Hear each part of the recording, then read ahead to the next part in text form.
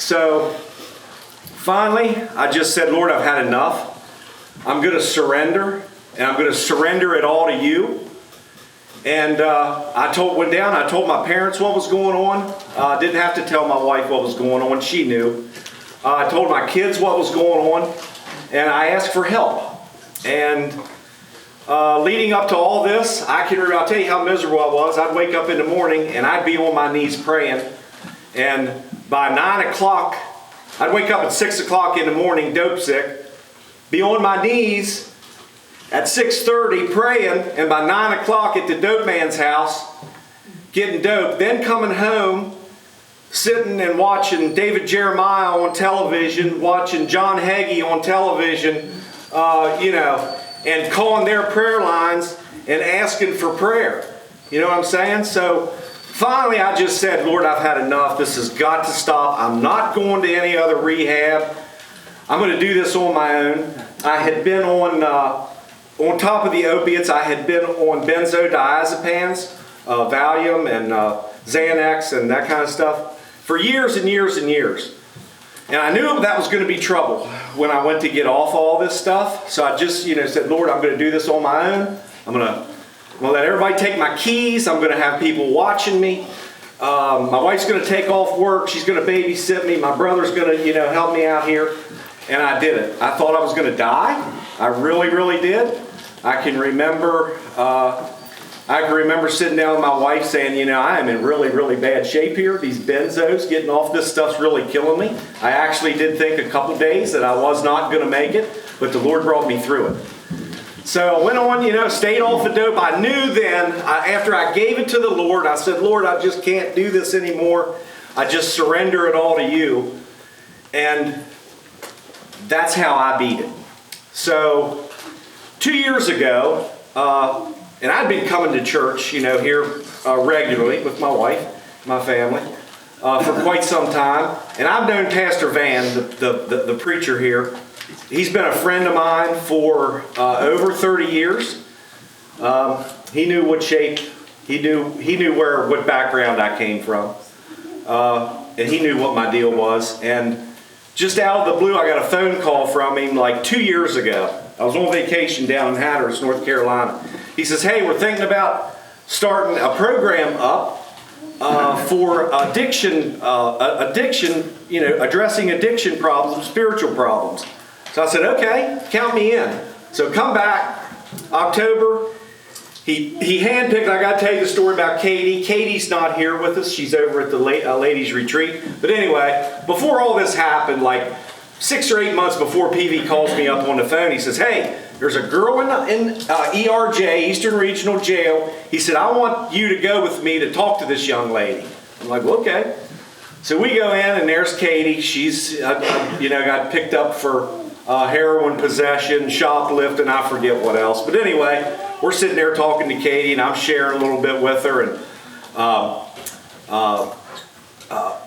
Pastor Van and I prayed with her, and it come time for Katie to go. And I can remember looking at Katie, and that drug addict to drug addict eye contact.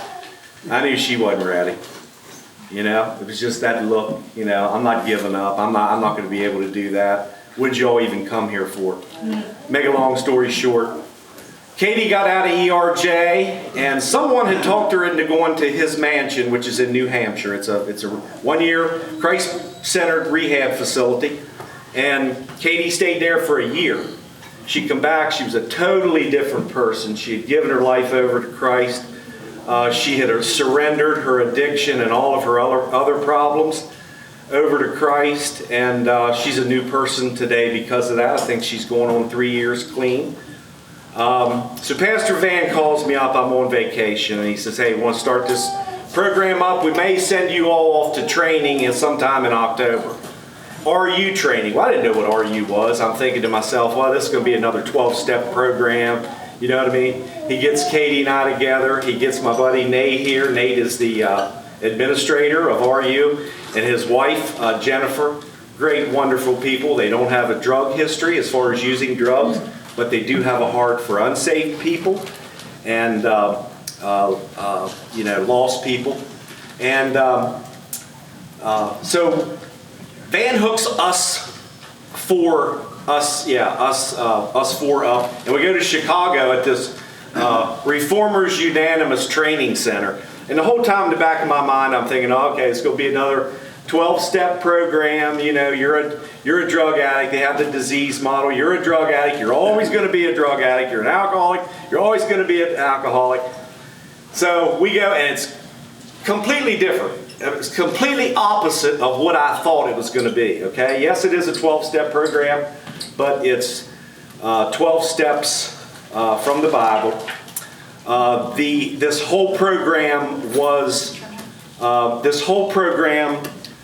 came about from a drug addict on the streets of Chicago. His name was Steve Currington. Some of you may have heard of him. He was a drug addict, he was an alcoholic. He accepted Christ as his Savior. He became a believer. His pastor got with him, and he became. He wrote this book called "Nevertheless I Live." That's what we base. Those are that's the book that we teach out of. And I tell you, since we got back from that orientation or that training center, you know, you think, well, it was Friday nights because it was geared to, to reach out to drug addicts and get them in a safe place on Friday nights. That's when most people get paid. And, you know, this Currington guy, being a drug addict himself, he had a lot of insight into, how to do things. But let me say this. We believe that in RU, we believe that sin is sin. We call sin for what it is. We believe that drug addiction, alcoholism is a sin problem. Yes, it's a disease. It's called sin. We try to get to the root of that, and I will say this. It is not only for alcohol dependency or drug dependency. We get all kinds of people in there. I mean, we have people from our church that, have problems with eating. We have people with, pornography problems. We have folks that are dealing with a whole gamut of sin. And the Nevertheless I Live workbook and God's holy word is what we use.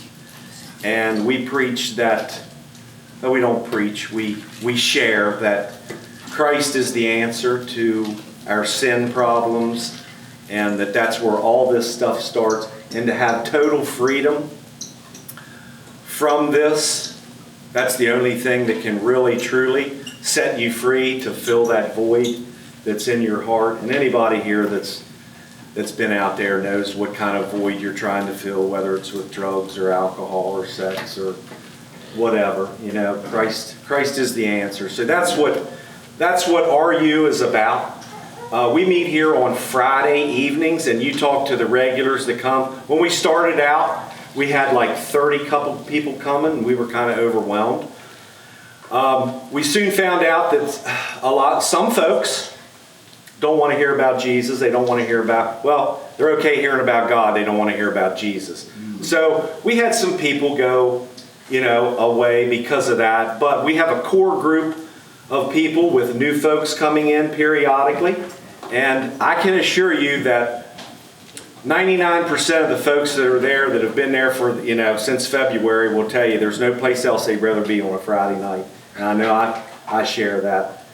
No place I'd rather be. So we're just here giving a plug for RU and tell you what we're about. Thank you all so much for being here. This is a very big problem here.